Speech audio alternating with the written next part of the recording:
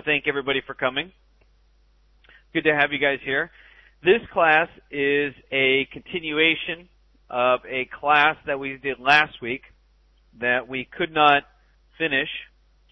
And I'm glad we were able to continue on with it this week because this is a critical topic. This is a topic that is just not talked about for whatever reason, I don't know why, not just in the field of trading, but in the field of psychology and trading psychology. It's not discussed that much. And yet, it could be one of the things that is completely hampering or holding your success from really taking flight, from your ability to develop as a trader. It could be the very one thing that is actually curtailing your growth. It could be the invisible chain. And it may be there working against you, and you might not even know it. And that's how critical it is, that it could be working against you, not even knowing it. And if that is the case, well, that's what this class and this last class is designed to help bring about, help discuss, and help give methods and techniques so that you can discover and work on this. The bottom line is that you are all asking to be traders. You are all not just asking to be traders, in various different forms, part-time. Maybe you like your job. Maybe you like being, whatever it is you're doing. Maybe you like it. My guess is probably many of you don't. Many of you would rather be traders for a living than anything else. And if you're asking to be that,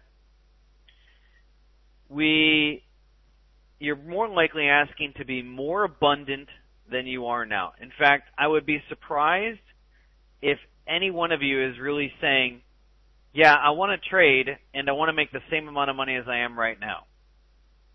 More than likely, you're all asking to be more abundant than you are now.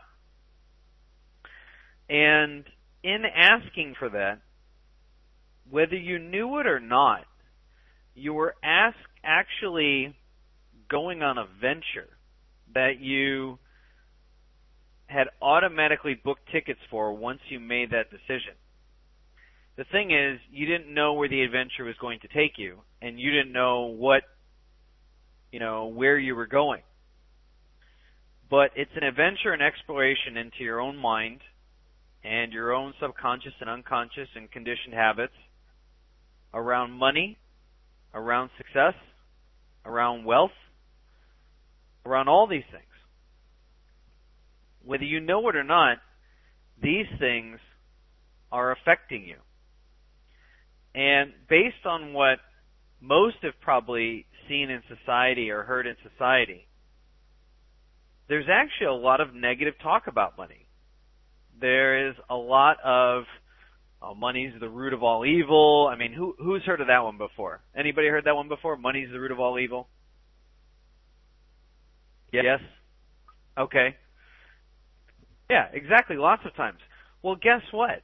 That thought, you hear that, many times, and that's going to plant a subconscious or seed inside you that doesn't exactly inspire you to want to become wealthy. Or if when you do start to become wealthy, that thing will kind of work against you. That's not going to plant a seed of abundance or wealth or anything like that. That's going to plant a negative belief around it. And you've probably heard a bunch of other sayings, and we're going to go over them. But the bottom line is that when you're trading, you're really making all your decisions with your mind. And unless you've completely dug out all of the unconscious and subconscious beliefs in your mind, which are generally limiting, and rarely ever has somebody done that, you're going to have things in there that are going to be affecting your overall performance. But the fact that we're trading, that the one thing that we're working with constantly is money, means that all those things, all those thoughts, subconscious beliefs, things your parents may have said about it, your parents' financial health, all those things will have a grave effect upon your trading and your psychology, because you are interacting with money. Now, in the last class, we talked about 3 stories, and this is just a recap. We talked about 3 stories. We talked about the story of Hamdi, which is called The Power of Flow, or the story of flow. We talked about the story of the movie Pirate, which is the story about my good friend Philip, and how stealing or taking things, downloading movies or all kinds of things for free when it wasn't gifted to you by the creator of that, how that destroys abundance and wealth. And then we talked about the story of the fake money. Then we started to go into the 5 principles of abundance. And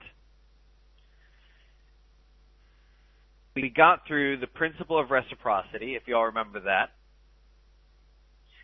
giving is the nature of abundance, that looking for ways to help people, looking to see what you can do for them instead of thinking what they can do for you, the principle of reciprocity.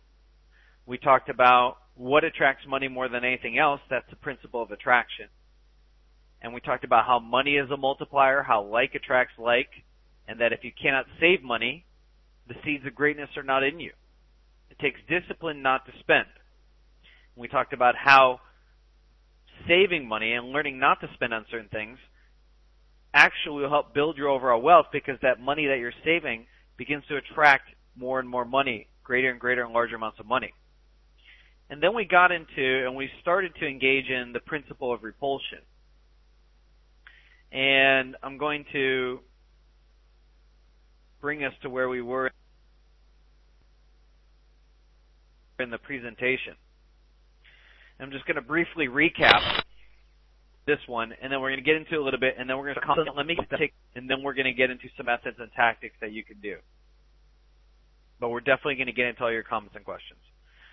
So the principle of repulsion literally is about having no money has a disdain effect. If you have no money, you drive away opportunities. And people that are in business probably know this really well. There's probably a lot of things that they had opportunities to do, but because they didn't have the money, they couldn't engage in that opportunity. And that's a lost opportunity. Or maybe there's certain things, the events that you could have gone to that would have been very good for you, but you didn't have the money to go to that event. Or maybe it was a course or an education or whatever. Not having money drives away opportunities. I guarantee you, somebody pulls up to a meeting, a business meeting, where they're trying to solicit business and get business from a particular company or individual or whatever, and they pull up in a car that's kind of damaged, maybe the windshield's been broken for a little bit. I guarantee you that businessman that they're proposing to is going to have second thoughts about it. They're going to be thinking, wait a minute, this person doesn't take care of the car. They don't take care of their things. They don't take care of their possessions. This communicates to me that this may be the way they take care of their business. They let it run operated. They let it run damaged. They don't take care of things. They don't even have the money to fix it. If they have the money to fix this, why aren't they fixing their car? Why have they let it be so damaged for a while? I guarantee that will happen. And whether you know it or not, you might have had the same subconscious feeling the last time you were driving down the highway and you saw some car that was banged up, and it looks like it hasn't been repaired in a long time, and that they've just taped it over and, strapped on the bender with like some cables or something like that, and they've been driving like that for months. Your impression of that person is generally not going to be favorable. You're not going to necessarily think, oh, that's somebody I really want to do business with. This is a natural thing. You want to talk about how having no money has a disdain effect. Look at what's happening in America, or look what's happening in Greece. Money's leaving the States. Money is leaving Greece, and money is leaving Europe in large amounts. Why? Because they don't have money anymore. Americans aren't saving. Companies, just a few corporations, handfuls of corporations are hoarding all the cash. and the wealthier are getting wealthier, and the poorer and the middle class are getting wiped out. So money's going into a concentrated few, but overall, there's a lot less of it in the States, and money's leaving. There's not like there's massive foreign investment into the States. It's not like people are scooping up houses. Houses are cheaper than ever now. Longest time they've been this cheap. It's been so long that they've been this cheap. And yet foreign investors are not coming in and scooping these things up. Home sales have been decreasing time and time again. And so you would think, wow, there's such good opportunities here. It's so cheap. People would just naturally be buying, but they're not. Not having money has a disdain effect. Now, you take the other end of the spectrum, which is Asia, and Asia as a whole is generally a culture of savers. They actually have a very different mentality around money as a whole, much more disciplined approach. In the States, we have what is called negative spending. That means, and it's somewhere, several percent down, what it translates into, somebody making $100,000 a year is spending between $105,000 and $120,000. Financially, we all can intuitively realize that's obviously a disaster, especially if it continues. Well, it's been going on for years. Our savings rate has been continually dropping. Contrast that to traditional Asian cultures, they're much more conservative about their finances. The Asians tend to, I said we, I'm not Asian, but Asians tend to say, hey, if I'm making $100,000, they actually look and say, I'm really making $90,000. They take 10%, they shave it off, put that away in savings, and that's for if situations ever get really bad or to invest in other things. So they're much more frugal about things like that. And where's all the money going to right now? All the money's going to Asia. By 2025, 8 out of the top 10 countries by trade will all be in Asia. U.S. will go from 1st to 5th. Germany will go from, 4th to 7th. Number 1 will be China. 8 out of 10 will be in Asia. All the money is going to Asia because that's where the money is right now. Having no money has a disdain effect. It repels money away. It's the law, or it's the principle of repulsion. So if you don't have money, that means you're living above your means, and you have to learn to live below your means, not above them. You wouldn't believe how many multimillionaires, some of them decamillionaires, do not even come close to spending what they could be. They don't even live up to their means. I know a lot of them that drive simple 4-doors. They don't buy $150,000, $200,000 cars. Most of them live well below their means. One great millionaire said this one thing. Yeah, I was going to buy a $1.5 million house. We decided to buy a $750,000 house. Why? Because buying the $1.5 million house is not going to make us twice as happy. I met a guy who manages a $1 billion portfolio. He pulled up in a Chevy Aveo. That's not an expensive car. And when I talked to him about it, he's just like, why do I need a Mercedes? I'm just going from here to there and this and that. The guy spends well below his means. He understands the value of wealth. He truly is conscious about it. And that was something that these mentalities that they had, not just when they had wealth, but when they didn't. It's easy to say, oh, well, when I have money, yeah, I'll spend a lot less. It's easy to do that. But that's not how you get from here to there. You have to have the mentality of abundance and follow all these principles, whether you have money or not. It has nothing to do with your outer circumstances. Having the mindset of abundance and the mentality of abundance has nothing to do with what you have and what you don't have. It is not dependent upon outer conditions. It is an inner state of reality. And if you really want to build abundance, you have to start with that now wherever you're at, whether you have money or not, whether you have some abundance, a little abundance, a lot of abundance, or no abundance. You have to start with it wherever you're at. It's easy to put it off in the future and say, I will be disciplined as a trader when I'm successful. or I will be disciplined in my finances when I have a lot of money to pay my bills. How do you think you get from here to there? Imagine a professional sports player saying that. I will practice hard when I'm, a Golden Glove winner or an NBA champion or professional golfer. It doesn't work that way. You have to practice hard to get to there. The problem with, the one thing I like about sports is that because it's so physical, there's this clear physical result. You can see yourself getting stronger. You can see yourself doing more. You can, hit the ball farther. You can shoot the arrows better. There's a real physical reality that's easy for us to communicate with and communicates back to us. But when we're trading, the problem is that it's not a team sport. There's not other players trying to pick you up. There's not other people on the team saying, hey, you got to get your act together. You're not practicing or following your discipline or anything like that. It's just you. It is just you. Maybe you have a mentor, and if you do, that's great. Maybe you have an educator. If you do, that's great. They will be able to help you a lot along the way, but they won't do all the work for you. You have to do the work. You have to work on these principles and the mindset of abundance and be disciplined. And if you're not, the only person you get to blame, the only common denominator in all this is you. You're the common denominator in all of the results that happen in your life. Nobody else.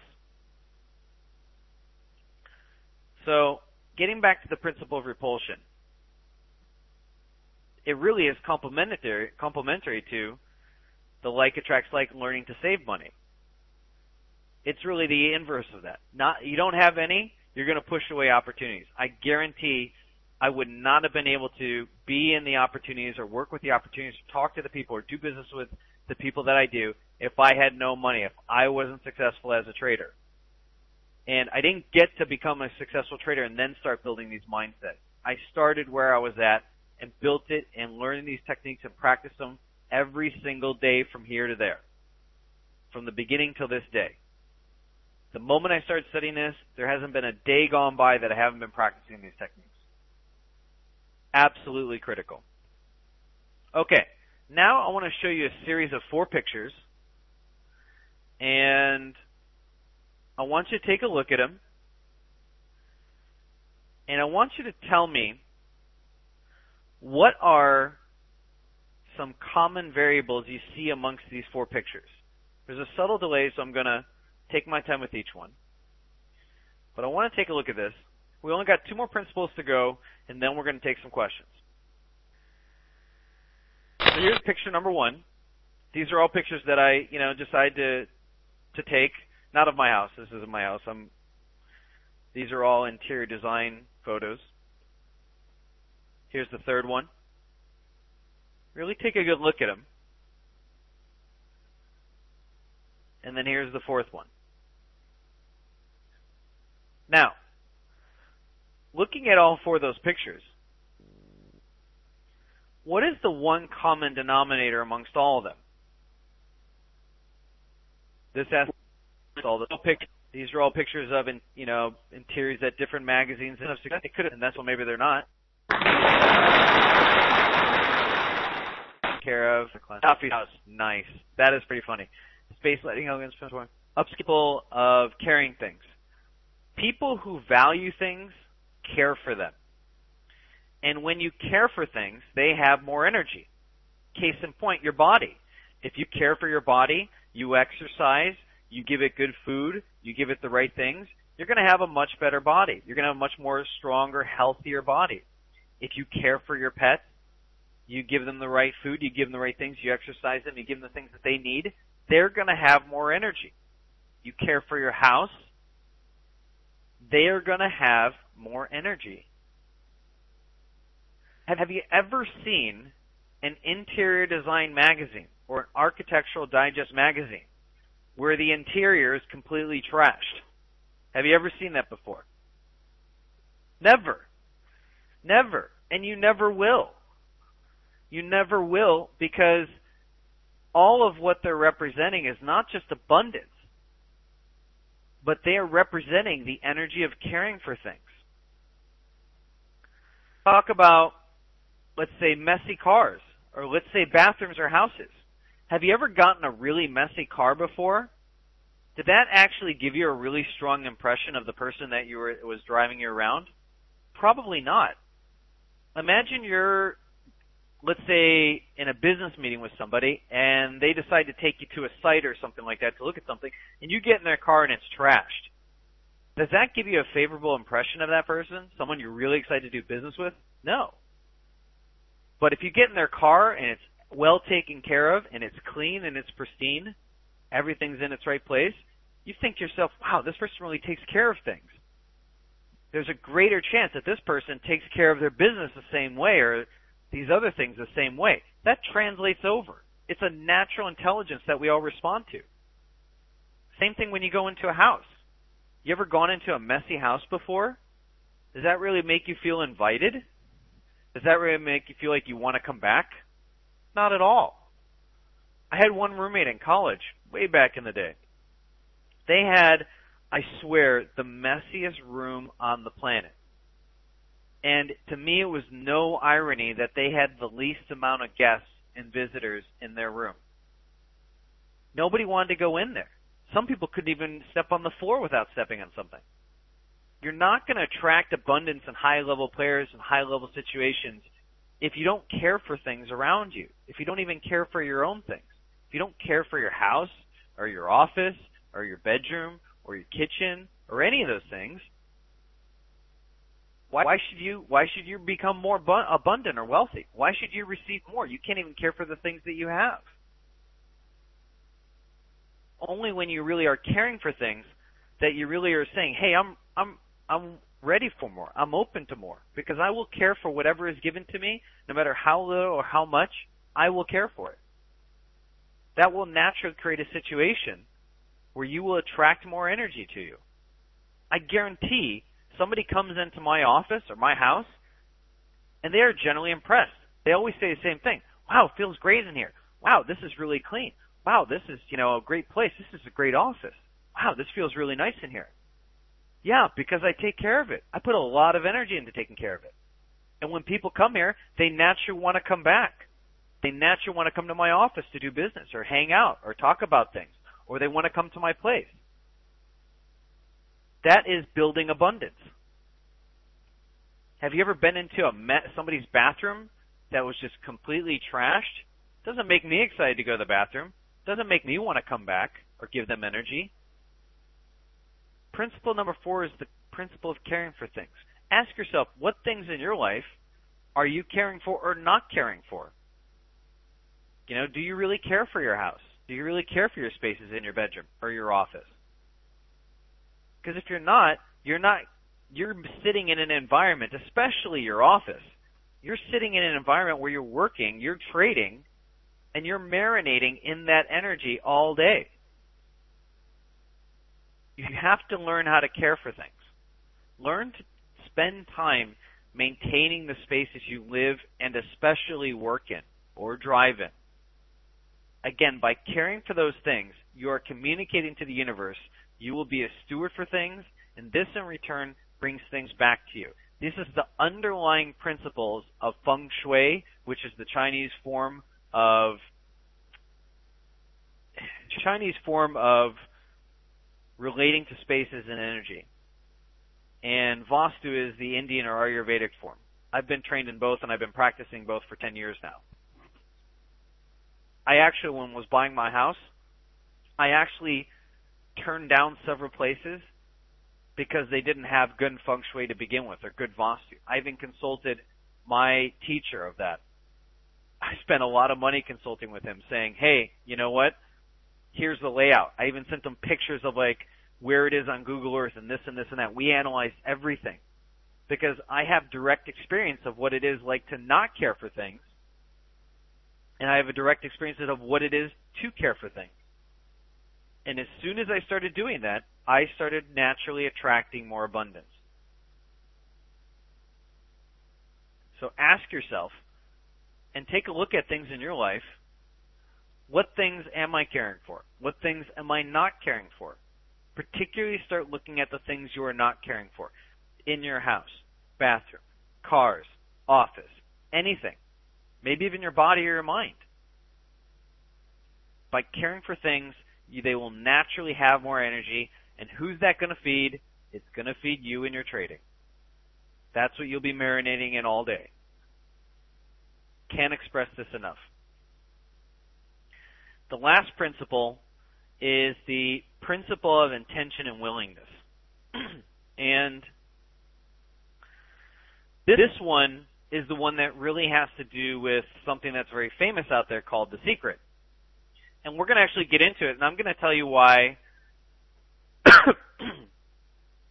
I'm going to tell you why I think The Secret actually isn't that useful. Kesta says, I've met very messy Chinese. They have never heard of feng shui. Sure, there's always going to be people like that. Just because feng shui was created in China doesn't mean all the Chinese are practicing it. That's like saying everybody in China is going to be a kung fu master. It's pretty silly. But anyways, I'm saving the end for comments here. So let's get into the principle of intention and willingness. Having a positive mindset about success and money and abundance is absolutely critical. It is absolutely critical. In some sense, I think The Secret was a good thing because it kind of started to awaken people up about that. But at the same time, I think it really falls short. And I will get into some examples of that. But you have to at least have a positive mindset about success, money, wealth, and abundance. If you don't, there's no way you'll ever be successful at trading because you'll always be subconsciously throwing the grenade out there which blows up your situation or totally underpins and pulls out all the structure of what you built. It destroys the building before you've completed it. So that will often manifest in having a lot of successful trades, building a really big account, and then doing something really silly, and one trade blows up your entire account. Maybe that sounds familiar. That just doesn't have to do with discipline. That also has to do with your mindset about abundance. And I even wrote a great article on that called Your Equity Threshold. What is your equity threshold? You can read that later. But the mindset is critical. Mindset is like having the compass of your mind thinking positive about money instead of the negative. It means saying things, having the language of success, money, and wealth in the positive and not in the negative. It means orienting your entire mind towards being more successful. It means thinking big. Not dreaming big, thinking big and taking massive action toward that. There's no point in thinking small. There is never any point in thinking small. History is not filled with people who thought small. The people that we know of in history are people who thought big. There's a great quote from Michelangelo around this, where he says, the danger in life is not having a goal too high and not reaching it. The danger in life is in having a goal too low and reaching it. That's the danger in life. Think big. Think of something that's going to challenge you to your core. Think of something that's going to force you to expand, to go beyond your limiting habits and beliefs. Otherwise, you're just going to be the same as you always have been. If you don't stretch yourself, if you don't expand your abilities, you're just going to be expressing the same patterns in history over and over again. Now, in getting into specifics about intention and willingness, or intention and the mindset, avoid at all costs speaking in the negative about money. Maybe you've heard these things before. Maybe you've said something like this before. And I'm going to go over a list of things. One of them, I'm broke. Anybody ever said that before? You ever said that before? I'm broke? That's speaking about finance, wealth, money in the negative. Or, I don't have the money. I can't tell you how many times I've heard somebody say, I don't have money. And I'm like, wait a minute, I know you have money in your bank account. That's not true. What you really mean is you don't have the money to pay for that. That is very different than saying, I don't have money. Your language actually programs your mind to think in a certain way. It's a feedback loop. Or another one is, I can't afford that. Or using if instead of when statements. These are all more negative. They're not more positive. Has anybody ever said something or heard the saying, money isn't everything? Has anybody ever heard that saying? Yeah? Usually the person who's saying money isn't everything is the one who likely doesn't have much and uses it as an excuse for why they don't have it. Oh, well, money's not everything, so I'm okay with not having money. That's really just an excuse to feel comfortable about their situation. Money is the root of all evil. We talked about that. Money isn't the root of all evil, and it's not even the love of money that's the root of all evil. Money certainly isn't evil when you need to pay your rent, is it? Or when you need to buy groceries, is it? Or you need to pay your bills. It's not evil then. Why is it all of a sudden evil? Money's not the root of all evil. That's ridiculous. But yet that statement's been out there for so long. That doesn't help the way you build abundance if you think about money in such a negative way. Do you really think I'm going to attract a really good female partner in a relationship if I'm constantly talking about women and how shitty they are and, they're crazy and this and, they're not worth being with and, they cost a lot of money? Do you think I'm really going to have a great partner if that's the way I'm constantly talking about women? Or do you think I'm going to have a great job if I'm constantly talking about that? Obviously not.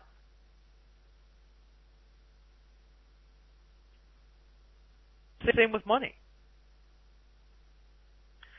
A couple other things. Well, actually, those are. I think that's good in terms of the statements. But to sum it all up, all of these statements likely have affected your subconscious or your unconscious thinking around money, wealth, success, and they've probably affected you in some way to maybe feel guilty about having money or feel guilty about being successful or any of those things. All of those negative statements do not help orient your mind towards being abundant or having the mindset of abundance. Instead of saying these sayings or really thinking about money in the negative, start to think about it in the positive. See how you can turn these thoughts on their head and use language which doesn't repel money or abundance. Instead of saying, I don't have the money, it's far better to say, I'm not interested in spending money on that. One's negative, one's more neutralized. Doesn't create a negative belief or thought or energy about it. Instead of saying, I don't have money, you can say, I have money, but I'd rather use it for something else. Completely different. Completely different. Or start thinking in the positive towards money. Instead of thinking, wow, I always seem to repel situations or repel women, money or abundance, or every time I get it, I seem to lose it. Well, that's not going to help your reality. You have to start thinking positively about it. I do appreciate the secret in the sense that it really pointed out having a positive intention and having a positive thoughts about, money and abundance. That definitely helps. I think it was great, but I think it goes far short. And I will talk about that in a second. The mindset of abundance comes from thoughts. It comes from your language. It comes from your recognition of abundance. It comes from you respecting abundance, acting with abundance, and in accordance with abundance. That mindset is completely separate from what you have and do not have. It's completely separate. So try and spend some time. I definitely recommend spending some time thinking about how is it your mindset and intentions and thoughts and language and actions have been either in accordance with abundance or not in abundance. Okay, second part of the principle of intention is willingness. I also wrote a really good article on this one as well, which actually gives you some key things that you can talk about or explore and work on some key exercises to build the willingness. This is where the secret falls short, and let me talk about why. Intention is positive intention and positive thinking is completely necessary, but it's not sufficient. it is not sufficient unless you produce massive action to go from here to there. If positive intention and thinking was all it took to become successful, or if just positive intention and thinking, period, was all it took to achieve something, I can guarantee you this world will be a different place. Case in point on how positive intention and thinking doesn't translate into reality. It helps put you in the right direction. It orients your mind in the right direction, and it may start you acting differently, but you have to follow it up with massive action. Case in point on how intention and just the thinking of, oh, I'm going to attract this and then it's going to come to me and pretty soon there's going to be a Mercedes in my, driveway and I'm going to have this great house and everything like that. Here's a case in point on how intention, just having the intention, a really strong intention, doesn't necessarily or will not be enough to create your reality. I was thinking about this a lot and I was trying to think of a good example and I think I came up with one. How many times has a man walked into a bar thinking to himself, I'm going to meet some really fantastic, good-looking girl and take her home? How many times has a man thought that and completely failed and not happened? Over 50%? 60%? 70%? Probably a lot. It didn't matter that they had the intention. I can't tell you how many times men went into bars thinking like this. Not just because I was that person many times, but I know guys. I've spent a lot of time with guys going to bars. I can't tell you how many times I heard them think that, say that, talk about it, everything. And yet it never happened. The intention by itself was meaningless without action. If they never went and talked to a woman, if they never went and started socializing, connecting with them, doing anything to even make that a possibility, chances of that happening in reality are very slim. Intention and positive thinking is necessary, but it's not sufficient to make it a reality. To make it a reality, you have to be willing to do more than 9 out of 10 people out of there, 99% of the people out there. What you don't realize is that in trading, or in whatever it is, in trading though, we're talking about trading, we're talking about money, we're talking about abundance, your weakest skill in your field, in trading, is what sets the height for your income. So is it your risk management? Is it your psychology? Is it your diligence? Is it your discipline? What is it? Whatever that weakest skill is, that's what's going to set the height of your income. Not your system. Not, your ability to push buttons. But whatever is your weakest skill. And if you don't have the willingness to work on that, then you will constantly find yourself repeating the same process over and over again in trading, in relationships, in all those things, in your entire life. It's the same with me in archery. The weakest things in my aspect of archery, what sets my overall consistency in my shots? Or lack thereof. That's why I'm constantly working on my weaknesses, not my strengths. So having the right intention to be a successful archer is not enough. I have to be willing to work harder than most people out there. I have to be willing to break through my obstacles and work on my weakest parts in my particular field. Whatever that is in your trading, find it and go directly for it. Turn yourself into a laser beam and just focus directly on that. I guarantee you start focusing on it, you start putting the energy towards it, you start being willing to work on it, and you will see change in your trading.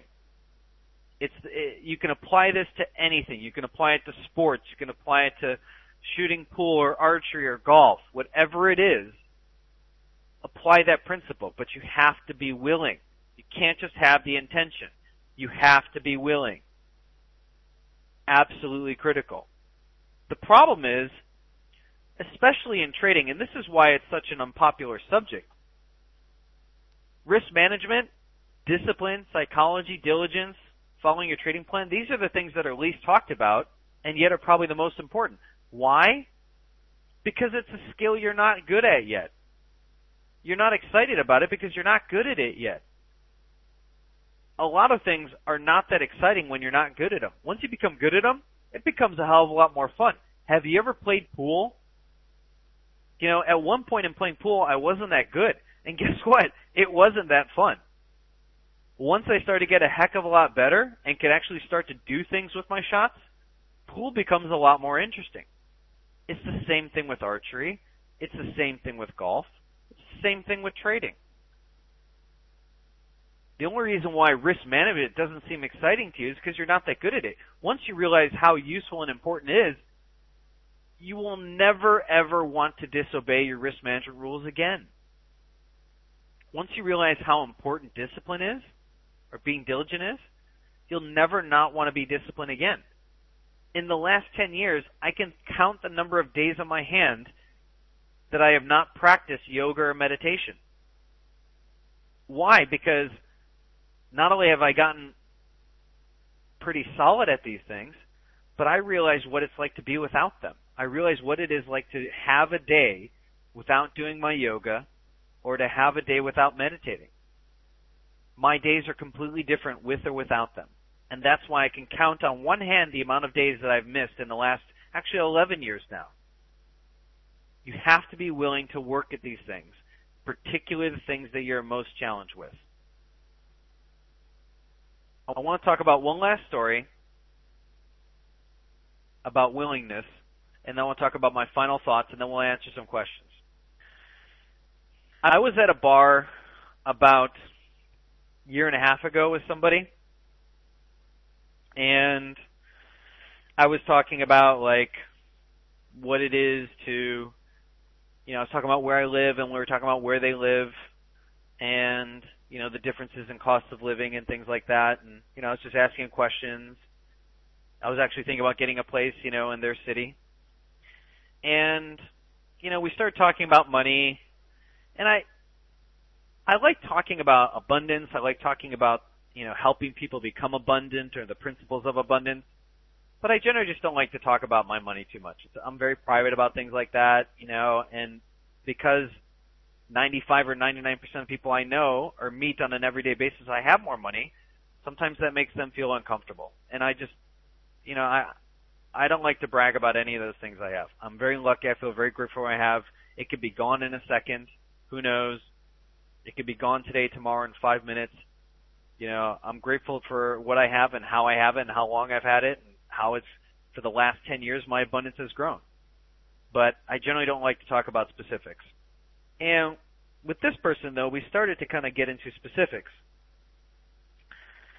And I just gave them a roundabout, rough answer. And when I told them, their face lit up and they started to smile. And they said something very interesting to me. They said, "Wow, you must have good luck." And I looked at them for a second, and I thought, I'm like, wow, this person really doesn't understand me at all. What they just said totally compromises me. Why is this so interesting? Why was this such an interesting story to me? Because when people who are not successful often hear about people who are successful, they think it's luck. They think it's something that unique that they have and that they don't have. And they think, oh, well, I don't have it, so that I can't be successful. You know what? I can't attribute my success to luck. My success was built by hard work. I worked my ass off every single day to become good at trading. I worked my ass off, spent hours and hours a day. I can't tell you how many times I was sitting in my office and everybody outside, while it's midsummer, is playing with their friends and family and sitting by the pool. And here I am studying charts on a Saturday, looking at patterns, going through data, working with my programmer, meeting with people, flying across the country, sitting in 10-hour meetings about investments. Anytime somebody meets somebody that's successful who's not successful themselves, they want to think it's something that unique that that other person has that they don't have. Oh, they're a genius. Oh, they're brilliant. Oh, you're unique at this. Guess what? Anybody who's been successful at what they did, they had to get there through hard work. Don't undermine my work that I've done, and don't compromise me or don't compromise anybody who is successful. People who are successful work hard at it. I'm not going to attribute, how could I have been lucky over 10 years? You know how many different trading decisions I made over the last 10 years? Luck doesn't follow you around that much. It doesn't follow you through thousands and thousands of trades. But being disciplined, being diligent, following my trading plan, using proper risk management, studying markets, learning patterns, building pattern recognition. Oh yeah, spending 10, 20, 30 hours a week in a brain gym, training my mind to actually build my neurobiological connections to be stronger so I can recognize patterns better, have better memory, better attention, better processing skills. Do you really think that's about luck? It has nothing to do with luck. I'm not scoring top 5% in a brain gym that has over 5 million people in it. Yeah, I'm scoring in the top 5% of all the people. I'm not doing that because I'm just some naturally smart person. I worked hard to get to there. I trained my mind every single day to actually build biologically stronger neurological connections, to build a better central nervous system, physiologically, to train my mind in different things, because I know if I train my mind in memory, in attention, in problem-solving skills, in pattern recognition, that's going to translate into trading. My success wasn't due to luck. It was all due to hard work. Nobody I know who is successful, not one person who I know is successful, didn't get there without massive focus and immense effort. That is why the secret falls short. You can't just have the thought about it. You have to have massive focus and immense effort behind it. Now I want to spend a few minutes going over, there's a lot of comments here. I want to spend some time answering these comments here because you guys asked some great questions. But just to confirm, Maud, there is no more. Okay, great. There's nothing after me, so I have time to go over these questions. Okay. Donna says, Chris, have you seen The Secret, the movie? I saw it for about 5 minutes and I turned it off because I realized how ridiculous it was. So yes. Yeah, I had already realized, you have to have positive mindset, positive intention, but I also realized how limited The Secret is. It is so limited. It just doesn't cut it. So, yes, I have seen it. Next one.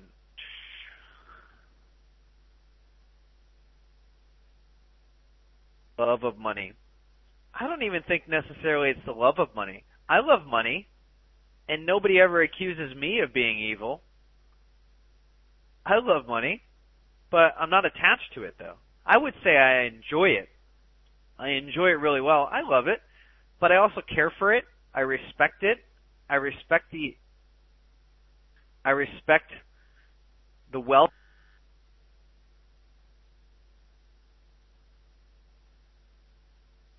and the abundance that I have, and I follow all these principles of abundance, and I work on them every single day.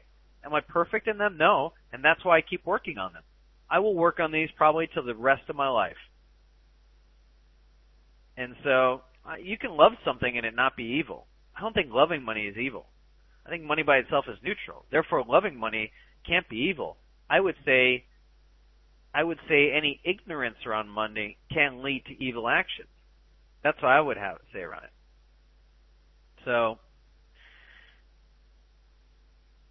let's see here. Next one. Dry Desert says, could also be you're unconsciously sabotaging yourself when you try to achieve something you think you don't deserve. Exactly. I couldn't agree with that more, Dry Desert. There's a lot of your unconscious and limiting beliefs will be constantly pulling the rug from out under you, and you won't even know it. They could actually be the Wizard of Oz that's causing you to be undisciplined or to make improper decisions or whatever. In fact, to be honest, Well, actually, let me share with you a great story. Maybe you read my article, maybe you didn't. I hope you did. But the article I wrote about your equity threshold, I'm going to tell you the brief story about the guy in there. His name, we're going to call him James. He was a trader when I was working for the broker, and he had this great track record. He could take $3,000, turn it into $10,000 in anywhere from 1 to 3 months consistently. Do it again and again and again. Been doing it for years. Well, after checking out his track record, the broker got the bright idea, let's give him some money. Let's have him trade for us. We gave him $100,000. Guess what he did? He destroyed all of it. Well, not all of it. We cut the plug after a certain point. Why? Because his mind had a certain equity threshold. There was a certain amount of money that he was used to relating to. For him, taking $3,000 and building it to $10,000 wasn't that much money. He was really working with $7,000. He was working with under $10,000. And when he started his account at $3,000, his maximum risk was $500. $500 in his life wasn't that big a deal because he had an income, he had a job, he had all these things. So losing $500 on a trade wasn't that big a deal. He had a threshold of equity that he was used to relating to. And so when he was within those boundaries, none of his psychological hot buttons were getting pushed that caused him to make bad decisions or freak out or get emotional. Fast forward him to when he's trading a $100,000 account. Now his risk is $3,000 a trade. So when he got $1,000 down, that was twice as much as he would ever been used to dealing with before. And then when it started to get even more, $1,500 or $2,000 down, he's thinking, holy shit, I have never lost $2,000. This is a lot of money. To him, it was a lot of money. He hadn't built up his thermometer, his mindset to deal with larger amounts of money. He'd passed his equity threshold. And so here it was, there was this unconscious thing that was sabotaging him to make bad decisions. He was still trying to trade the same system he was before, but all of a sudden he just went off the tracks. He went off the reservation. Why? Because he had gone beyond his equity threshold. He was going beyond something that all of a sudden his emotional and psychological and unconscious hot buttons all got pushed. And that happens with money and trading all the time. It may be that you've hit your equity threshold. It may be that you haven't, but there's something else going on. It could be a lot of things. That's something only you can find out. But absolutely true, Dry Desert. Very good point. Todd says, in trading, making pips is my goal, not money. I think that's a fantastic way to look at it. That's the method that I always recommend because I know people have hot buttons around money. You know, it's just at a certain point, you raise the money to a certain level, their hot buttons are going to get hit. Maybe your buttons don't get hit when you're playing poker with 30-cent, blind. But I guarantee if I raise the blinds continually up to a certain point, eventually your hot buttons are going to get pushed. Maybe it's at $50 blinds. Maybe it's at $200 blinds. Maybe it's at $10,000 blinds. I guarantee if I raise the blinds enough in poker, your buttons around money are going to get pushed. Your decision making will change. So absolutely. Absolutely. That's why I have people focus on making pips and not money, because when they're focused on making pips, they tend to be making good decisions. But even then, I tell them, try not to focus on making pips. Just make good trades. The pips will come and the money will come. So, great idea, Todd. Philip J says, is that probably because they are content with having enough rather than seeking an abundance of stuff? I can't really say that, but what I can say, I think you're referring to caring for things. But,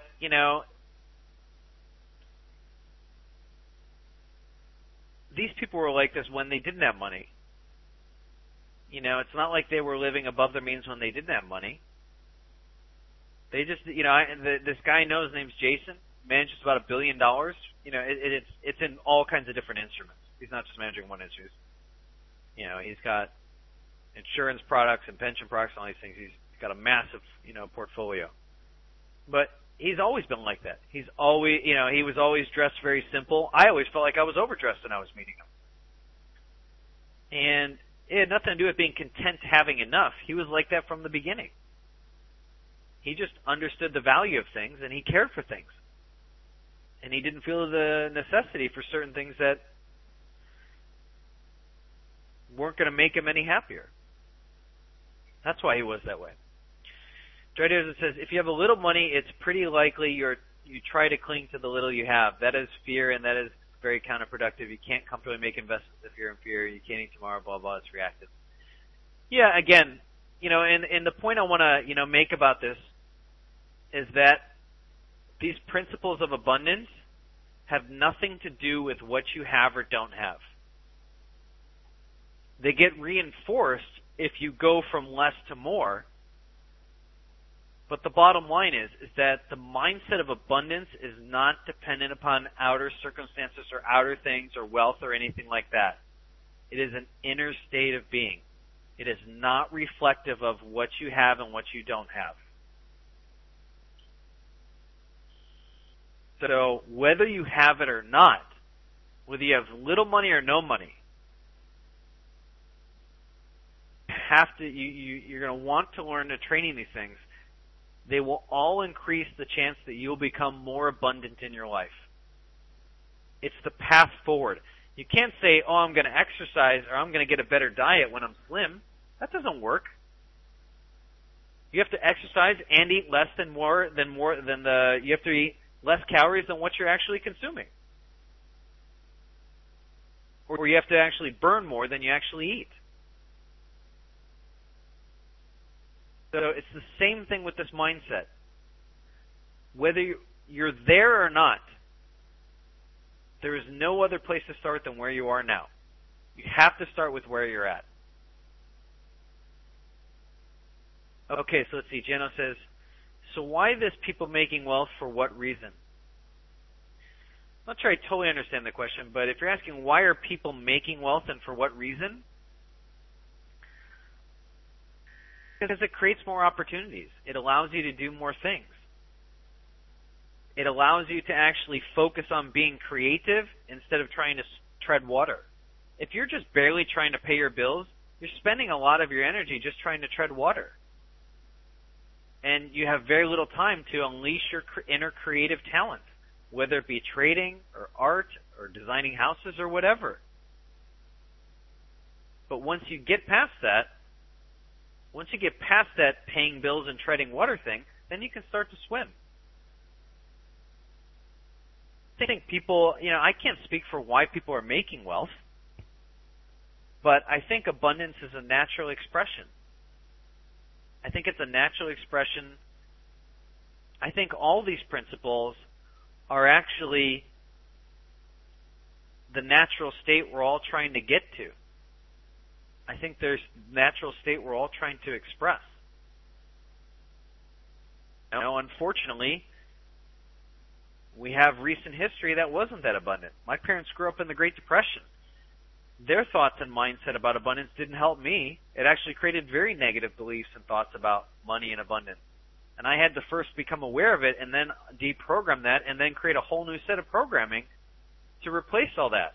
And go figure, once I started applying and working on the principle of abundance, that's when my abundance and wealth started to increase. And it has been now for the last 11 years. Every single year it's increased. Not one year has it gone down. And every single year I work more and more intensely at these things.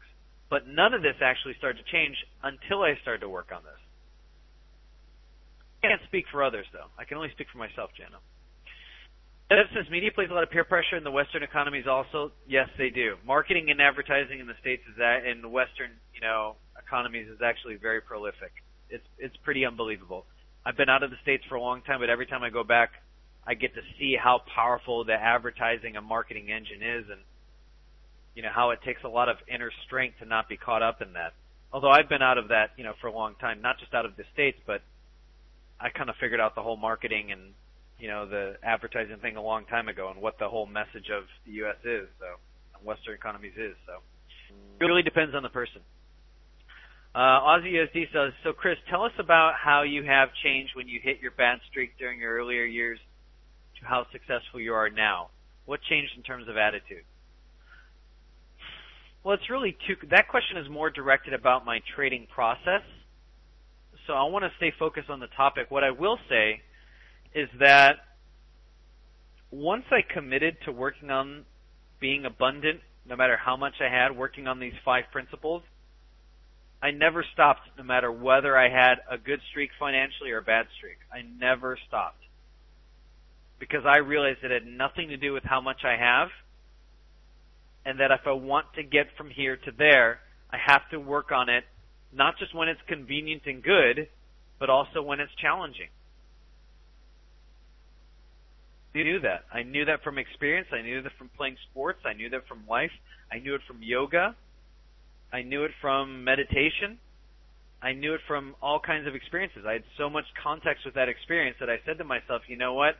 I'm committed to being abundant. I'm committed to being wealthy. I'm committed to being a successful trader. And I knew if I want to be a successful trader, I'm asking to be more abundant.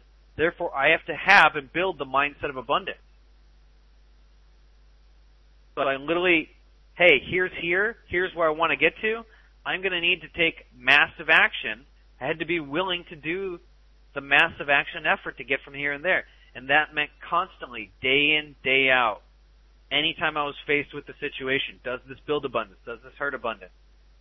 I was constantly thinking about that almost with every decision I was being faced with. So I'll answer that question, so I'm answering that question in terms of this lesson. If you want to know more about that in terms of trading, that's a separate question. But in terms of the principles of abundance, I never stopped working on them. So hopefully answers your question. Okay.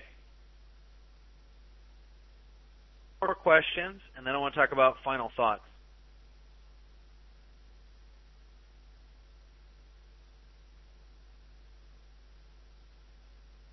Fintan says, what's the other principle you study, Chris, apart from feng shui? It's called Vastu. It's the Ayurvedic form of, you can translate it into feng shui. It's the Ayurvedic form of caring for the energy of spaces. And I actually, from 4.5, almost 5 years ago, anytime I was moving into a new space, I was always checking to make sure that they followed all the principles of feng shui and Vastu. In fact, when I got this flat here in Argentina, I actually looked at a total of 63 different flats before I finally decided on this one, because I couldn't find one that had all the qualities that I was looking for. And when I walked in this place, I knew it instantly. This is it. It has it all. And go figure, I spent a lot of time not only caring for the place that I'm going to be living in, but caring for the place that as I'm there. And go figure, my abundance has increased every single year. I'm getting the final curtain call. Let me ask a few questions. Dano says, so Chris, can corrupted politicians make an excuse that his following laws of abundance or have a positive new view on money? I can't speak for politicians, but I don't see how being corrupted really follows any of that. So I just don't think that applies. That's something to completely do with things different. Lewis says, but to do things that you don't like to make money, what is about this? That's a tricky thing. That is not so much necessary about the laws of abundance. It depends on, you're really talking about an individual, unique thing. If you're saying, hey, I want to become very physically fit, and then you're saying, well, I really don't want to exercise, that's different than saying, hey, I don't want to beat up this kid to make money, or I don't want to steal from this person to make money. It's completely different. So that's more of a wisdom that has to be applied in the context of the moment. Not everything you're going to be doing from here to there is going to be something you like or want to do. I didn't want to be sitting in my office on a Saturday day, spending 6, 8, 10 hours a day studying quantitative data, looking at patterns, analyzing data, analyzing patterns, charts, talking with my programmer. I didn't want to be doing that on a Saturday when it's sunny, beautiful outside, and there's like tons of people outside enjoying themselves at the pool. I wanted to be outside there as well. But I have something more important in mind. I have a goal. I have something that I want to get to. And I'm still building that. I'm successful, and guess what? I'm wanting to turn it up a notch. So, yeah, you're going to have to do things that you don't like to get from here to there. So hopefully answers your question. Okay, 5 minutes. Okay, so I got a few more questions in the ask it. Lewis says, so we're living in a very, very wrong world that the bad guys make money. I think that a lot of the people who are in power right now are manipulating that power and using their money in very manipulative ways so that they can get more money, but I don't think they're respecting the laws of abundance. I think that's why the world's in such a calamity right now. I think that's why the world is so messed up. I think if people were being a lot smarter with their money and really respecting abundance, I don't think we'd be having the problems that we would. I think if all the people who were in power were like Bill Gates with their money, I don't think we'd be having the situation that we're having. I don't think we'd be having, very wealthy people influencing policy, influencing lobbying efforts to change laws so that they can have more money. I don't think it would be that way. So, yeah, I mean, to be honest, I think we're living in a very... There's many times that, things that are happening, the people that are in power that they're doing make me very sad. Because I think they don't follow any of these principles of abundance. Maybe one, the willingness. They're willing to work hard for what they do, but they don't respect any of it else. And I think that's why there's so many problems that's happening in the world. So, PLIO says, could you please repeat the statement about the danger in life? Actually, this lesson's recorded, PLIO. You can review it again and again, but I'll say it anyways. Michelangelo said the danger in life is not setting a goal too high and not reaching it. Said the danger in life is setting a goal too low and reaching it. That's the danger in life. All right, last few things, and then I'm out of here. May I ask you your rating in chess? Just under 1800. But it's been a while. I haven't been spending much time playing lately because I got a lot of other things going on. So just around 1800, nothing too special. Rob says, where are these brain gyms? They're on the internet. Lumosity.com. That's one of them. So hopefully answers your questions. What do you think about Wolf on Wall Street? I haven't read that one, Lewis, but a really good book that I did like was called All the Devils Are Here. So hopefully answers your questions. Barcelona. So Chris, what changed you when you had your bad streak in your career? How was your attitude back then? I think I've answered the question, Barcelona. So hopefully I've answered that question. Said, does it work in... Jano says, everything what you said, does it work in third world countries, criminal countries? Absolutely. Your mindset will have the greatest impact about what you're experiencing and what you go through. Absolutely it can have an effect. I live in a country that can be often very corrupt. Argentina is way high on the corruption list. And there are many parts that are super criminal. And yet, I'm surrounded by people who actually respect the laws and energy of abundance. So, absolutely. You can change people. It just takes you changing yourself and then people seeing that in you. So, that's it. Barcelona says, how do you overcome that? Because it is so much more different to watch minus 500 compared to minus 5,000, even if your system is working. You're right. And I recommend it through controlled growth. Slow, continued success, following your risk management. If you're following your risk management, risking only 2% per trade, and you're slowly building up your account over time, then you will be building in a controlled growth fashion. And what happens is, you'll be able to take it up to the next level. You'll slowly be able to increase your position sizing as your account grows. You keep doing that, following the same percentage equity risk rules every single step along the way until you get to a level of money where when you are now making a trading decision, all of a sudden your mind, emotions, and everything come into play. And they start causing you to make bad decisions. They start causing you to make emotional decisions, bad judgment.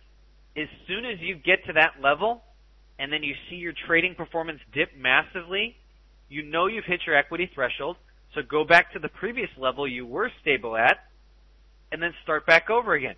Get stable again with your trading and your success and consistency, and then from there, slowly increase it up again. Control growth. Eventually you will get comfortable pushing up against that barrier, and eventually you'll break through it. But if you really want to get comfortable, follow all the laws of abundance, and you'll start to find yourself in more abundant situations, and you'll just naturally get more comfortable with it. So hopefully answers your question. Are all your trading decisions based solely on methods and principles? Is there a point where you had to make an intuitive decision? Doug, can you save that question to the next class? Because that's more about trading. It's not about it's not about, the topics that we're talking about in this class. So hopefully answers your question. All right, great. I need to wrap it up. So with that being said, I want to thank you all very much for coming. This has been recorded, and so I recommend definitely watching this video again and again and again. I also gave you links to 2 articles, Willingness, Responsibility, and Ownership in Trading, and then the other one was Your Equity Threshold. Read those articles. They have follow-up lessons to this, and so absolutely critical. Study them again and again and again. If I had to share my final thoughts, it would just be this. Abundance and the nature of abundance has nothing to do with your physical or monetary resources that you have. It has to do with your relationship to what you have, to what you don't have, and your mentality around it. Abundance by nature refers to the plentifulness of energy. Could be resource, could be money, could be anything.